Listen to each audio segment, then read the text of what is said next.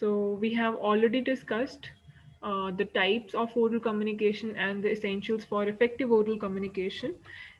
Today we are going to talk about written communication, and we are going to talk about the essentials of written communication and then the advantages and disadvantages of written communication, and we would also be discussing the types of written communication. All right.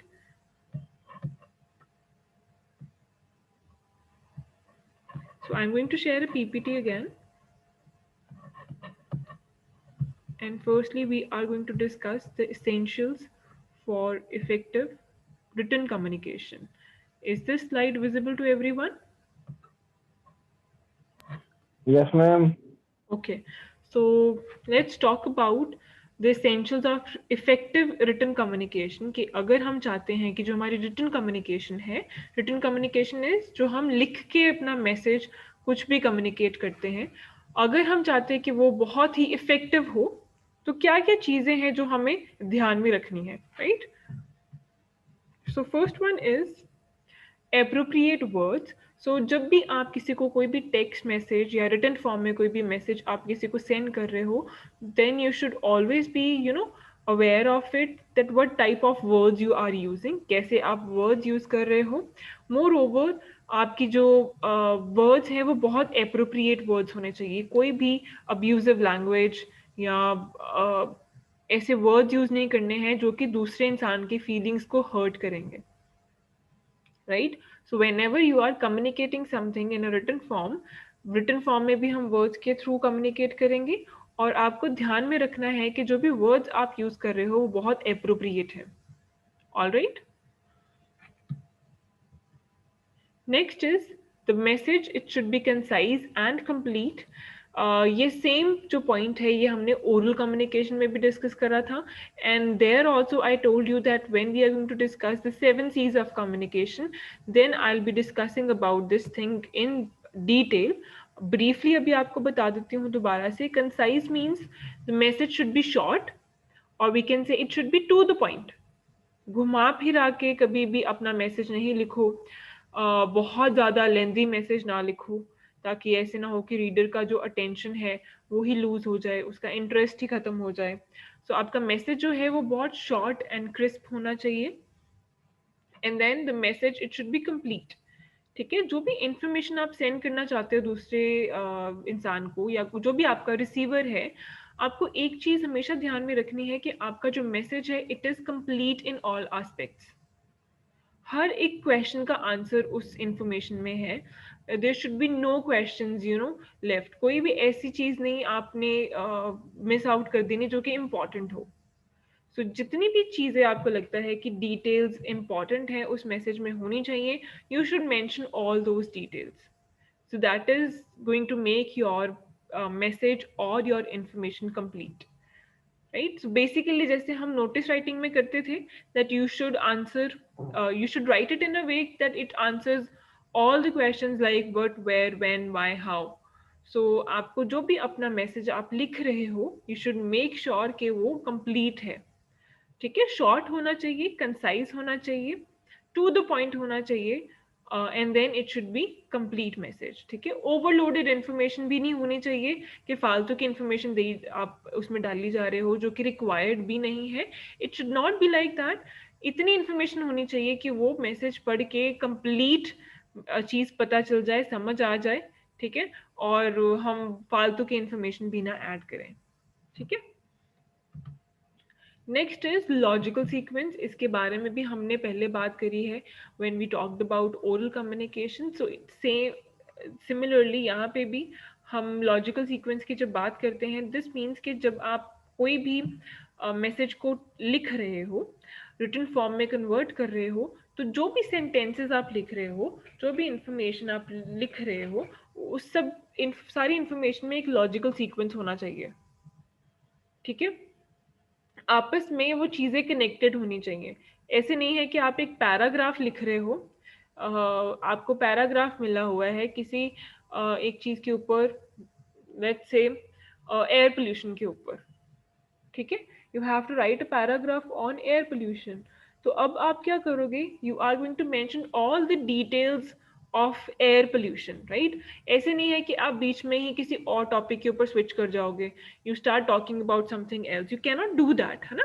सो जो भी हम लिख रहे हैं वो main topic या main idea के साथ रिलेट करना चाहिए। उसमें फालतू की इंफॉर्मेशन जो रिक्वायर्ड नहीं है, जो नेसेसरी नहीं है, वो नहीं होनी चाहिए। और जो सेंटेंसेस हैं उन सब में एक लॉजिकल सीक्वेंस होना चाहिए। सारे सेंटेंसेस एक दूसरे के साथ कनेक्टेड लगने चाहिए। Is that clear? It is very important, क्योंकि ये फिर कोहेजन, जो हम कोहेरेंस की बात करते हैं, कोहेरेंस लाती है हमारी लैंग्वेज में। ठीक है, एक एज ए यूनिट जो भी आप बात कर रहे हो वो एक कंप्लीट यूनिट की तरह प्रेजेंट होता है फिर। Then we next point is conventional. Conventional का मीनिंग किसी को पता है? What is conventional?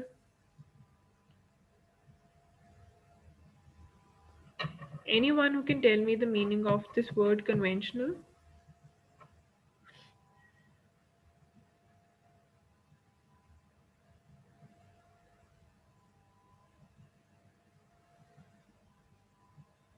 हाँ जी, काइंडली रिस्पॉन्ड बच्चे। आता है तभी बताओ, अगर नहीं आता है even then you can tell me. No, ma'am. Anyone from the class?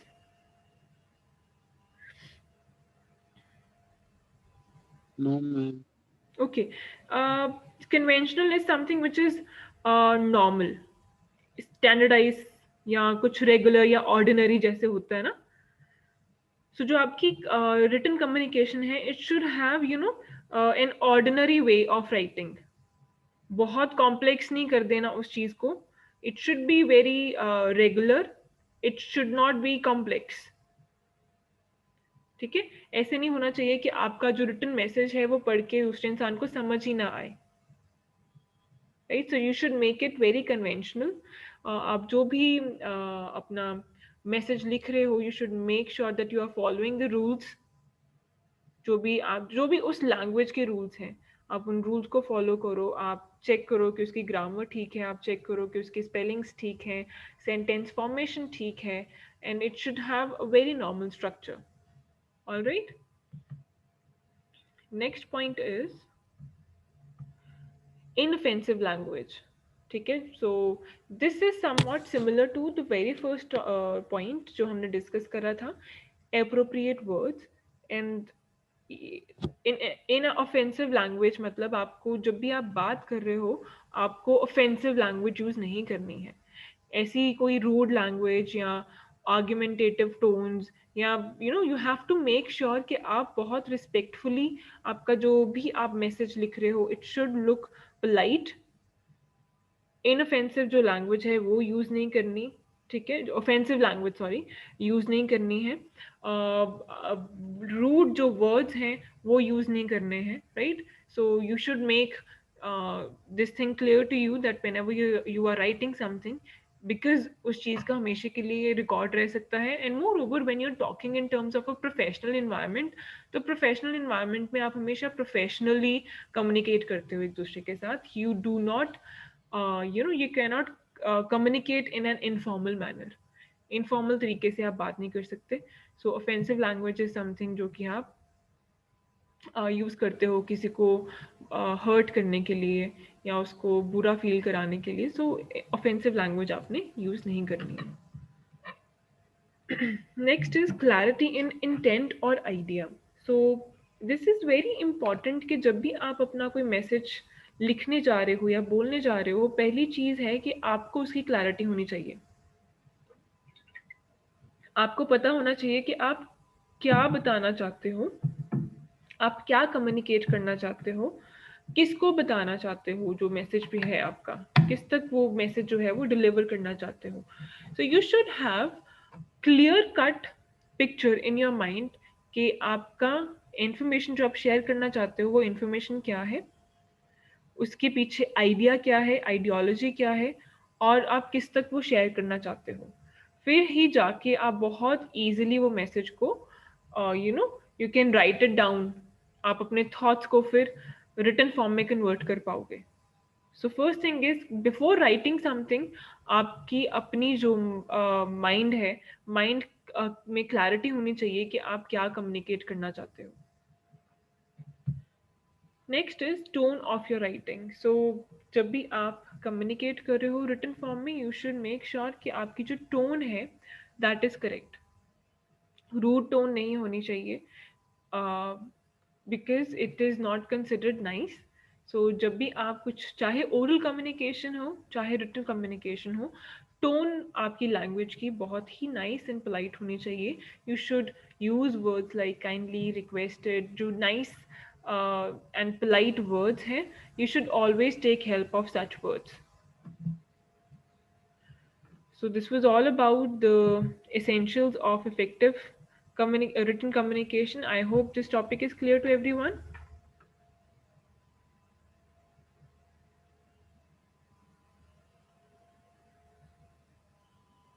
Is the topic clear? Any doubts to anyone in this topic?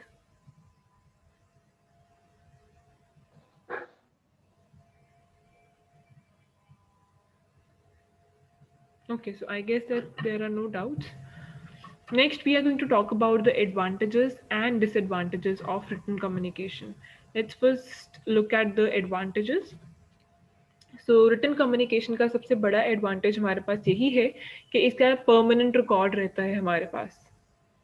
ठीक है, क्योंकि रिटन फॉर्म में है. रिटन फॉर्म में हम किसी को सेंड कर रहे हैं, किस तरीके से सेंड करेंगे हम, या कोई टेक्स्ट मैसेज भेज सकते हैं, या ईमेल सेंड कर सकते हैं, या कोई लेटर सेंड कर सकते हैं. ये सारे जो फॉर्म्स हैं इन सब का रिकॉर्ड रखा जा सकता है. सो जब भी हमारे पास एक रिटन फॉर्म में एक इंफॉर्मेशन आती है तो हमारे पास हमेशा उसका एक परमानेंट रिकॉर्ड रहता है. But that is not so in the oral communication. Oral communication में तो आपने जो भी बोल दिया, जो भी कह दिया, अनलेस अनटिल आप उसको रिकॉर्ड ना करो खुद से, तो उसका कोई रिकॉर्ड नहीं रहता. ठीक है. Next is it is easier to understand, क्योंकि हमारे पास रिटन फॉर्म में होती है इंफॉर्मेशन, और आप जितनी बार चाहो उसको रीड कर सकते हो. जिस जगह आपको कन्फ्यूजन आ रही है आप उसको दोबारा पढ़ के अपनी क्लैरिटी कर सकते हो. So this is comparatively easy to understand. Next is composing in advance. So जो composition है आपके मैसेज की, या जो भी इंफॉर्मेशन आप शेयर करना चाहते हो, वो आप इन एडवांस कर सकते हो.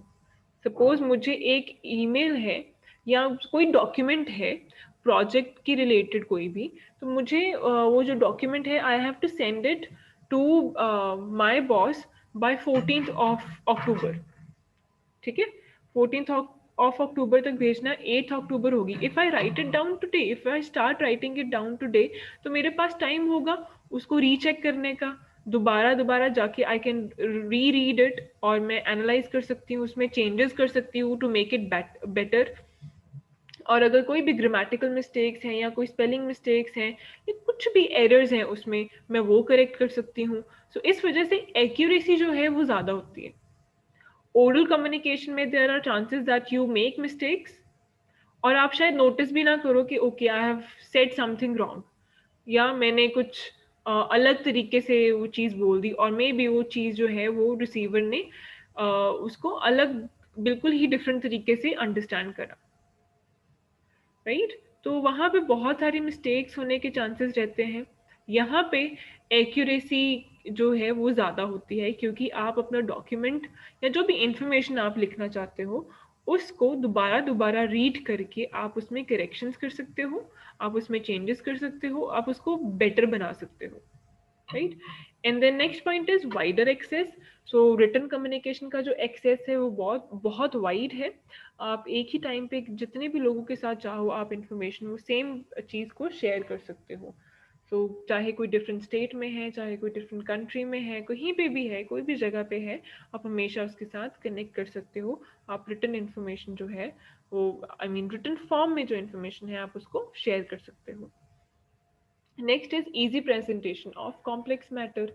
सो जब भी आपको कोई कॉम्प्लेक्स चीज़ को प्रेजेंट करना है, सपोज कोई डायग्राम है, कोई चार्ट है, तो अगर मैं आपको, या अगर आप उसको फिजिकल फॉर्म में देखते हो अपने सामने, तो आपको अंडरस्टैंड करने में इजी रहता है. Let's take example of the chart that we did for types of communication.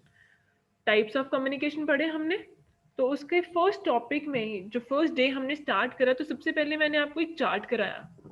Right उसमें 3 बेसिस के ऊपर डिवीजन करी, फिर वो सारे जो भी 3 टाइप्स थे उनको आगे सब डिवाइड करा गया, फिर उनके टाइप्स को आगे सब डिवाइड करा गया। सो that is you could understand it क्योंकि वो फिजिकल फॉर्म में आपके सामने था, यू कुड सी इट, आपको पूरा का पूरा चार्ट दिख रहा था ना। जस्ट इमेजिन कि अगर मैं वो चार्ट नहीं आपको दिखाती और मैं ऐसे ही आपको समझाने की कोशिश करती तो मेरे एंड पे भी ज़्यादा डिफिकल्ट होता समझाना, आपके एंड पे भी बहुत डिफिकल्ट होता उस चीज़ को अंडरस्टैंड करना।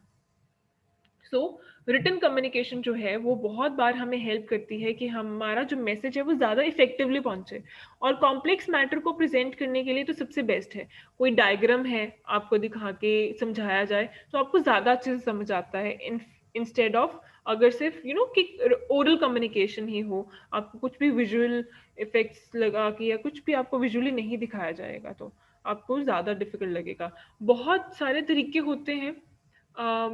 स्टूडेंट्स जो छोटे बच्चे हैं उनके लिए स्पेशली आजकल ऑडियो विजुअल मोड्स होते हैं, उनको पोएम्स जो हैं वो सुनाई भी जाती हैं और उसकी पूरी स्टोरी दिखाई भी जाती है, so they learn at a very fast pace.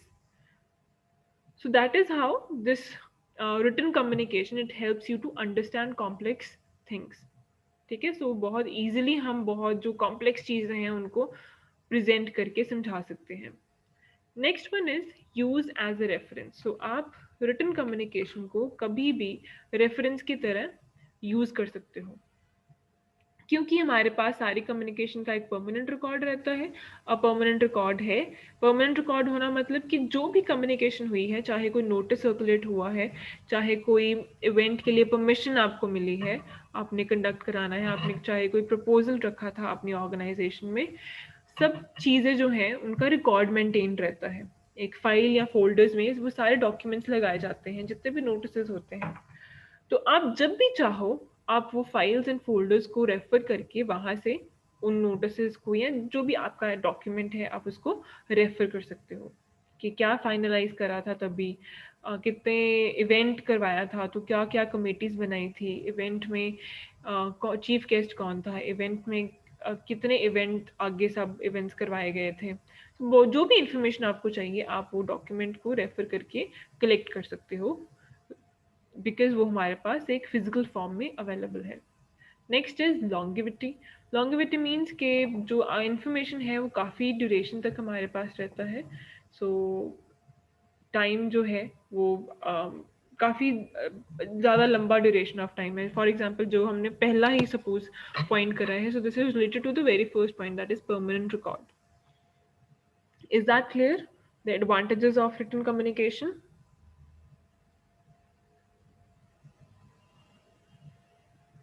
कोई डाउट है बच्चे किसी को? डाउट है बच्चे? If you have No, ma'am. doubt, you can raise your hand. No ma'am. Okay. Let's move to the disadvantages of written communication then. So written communication जो है वो comparatively I would say time consuming है। अगर तो suppose आप किसी को text message भेज रहे हो तो वो जो रिसीवर है वो अभी अवेलेबल है, वो एक्टिव है, तो वो साथ के साथ हमें रिप्लाई कर देगा, रिस्पॉन्ड कर देगा, तो उस सिचुएशन में टाइम कंज्यूमिंग नहीं है। पर कोई ऐसी सिचुएशन जिस जगह मैंने मैसेज सेंड करा लेकिन अभी इंटरनेट ऑफ है तो रिसीवर का, तो उसको पहले मैसेज रिसीव होगा और रिसीव होने के बाद वो पढ़ेगा, पढ़ने के बाद वो रिस्पॉन्ड करेगा, तो ये कंपैरेटिवली जो है ये ज़्यादा टाइम कंज्यूमिंग है। और फेस टू फेस कम्युनिकेशन में जो कि ओरल कम्युनिकेशन की एक टाइप है, आप साथ के साथ बात कर सकते हो, आपको रिस्पॉन्सेज मिल जाएंगे, आपको मैसेज को कंपोज करने में ज़्यादा टाइम नहीं लगेगा। लेकिन अगर रिटन कम्युनिकेशन है तो पहले आप मैसेज को सोच के उसको कन्वर्ट करोगे रिटन फॉर्म में और फिर उसको भेजोगे।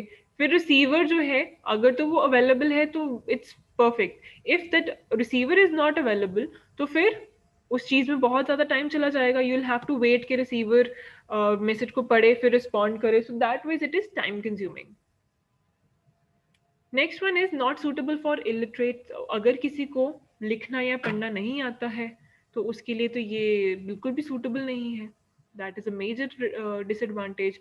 और this is not so in oral communication. Oral communication में डिफरेंट है, आपको अगर आप सुन सकते हो, बोल सकते हो, तो फिर आपके लिए कोई प्रॉब्लम नहीं है कि अगर आपको पढ़ना लिखना नहीं भी आता तो फिर आप कर सकते हो communicate.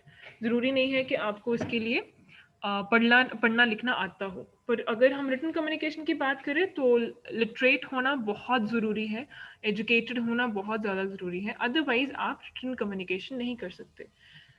Next point is formal. So written communication is most of the times it is formal because इसका एक रिकॉर्ड हमेशा रखा जाता है। सो इसकी वजह से this is one major reason that जो रिटन कम्युनिकेशन होती है ये मोस्टली फॉर्मल तरीके से ही करी जाती है। अगर इनफॉर्मल रिलेशन है आपका किसी के साथ तो फिर इनफॉर्मल कम्युनिकेशन होगी। But if you are working in an organisation, वहाँ पे आपको किसी को भी ईमेल भेजनी है या आपकी लेटर लिख रहे हो तो वहाँ उस सिचुएशन में ये क्या होगी, ये फॉर्मल कम्युनिकेशन ही होगी। Next point is immediate feedback not possible. So in case you are communicating through a channel जिसमें आपका रिसीवर उसी टाइम पे अवेलेबल नहीं है तो फिर आपको फीडबैक साथ के साथ नहीं मिलेगी। जितनी क्विक आपको फेस टू फेस कम्युनिकेशन में मिलती है उतनी आपको रिटन कम्युनिकेशन में नहीं मिल सकती।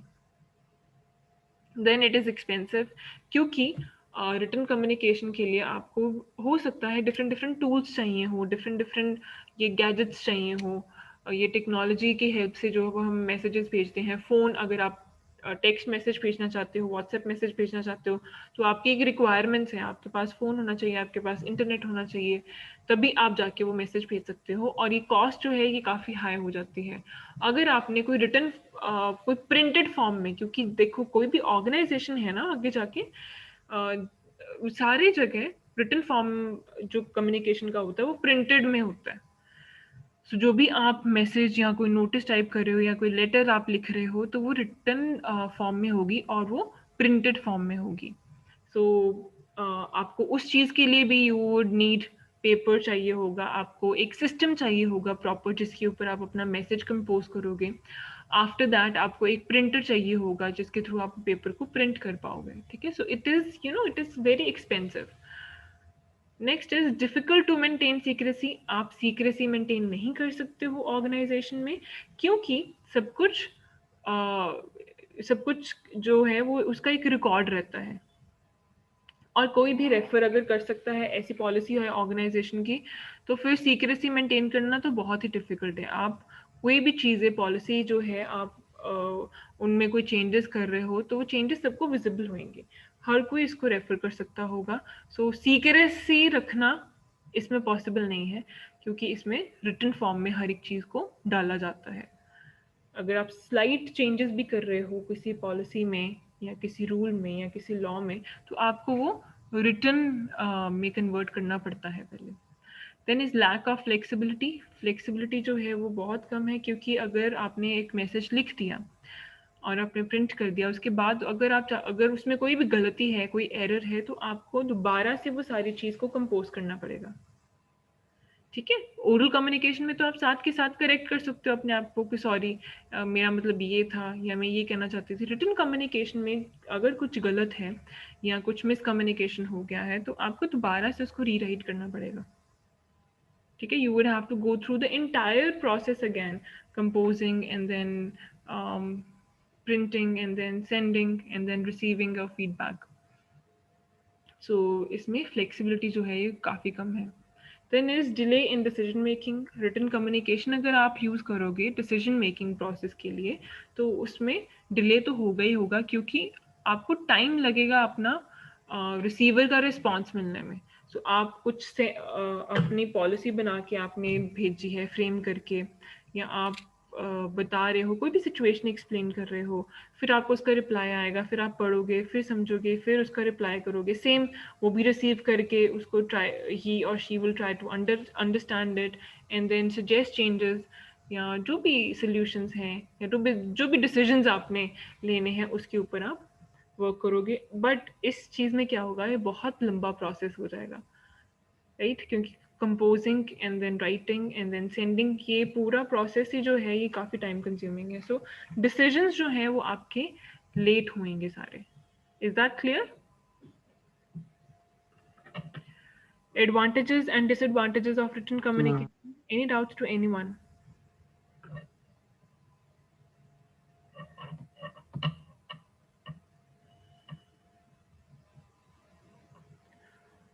All right then. So I'm going to end this class here then. And in our next class, we are going to talk about the types of written communication. All right. So thank you everyone for joining the class.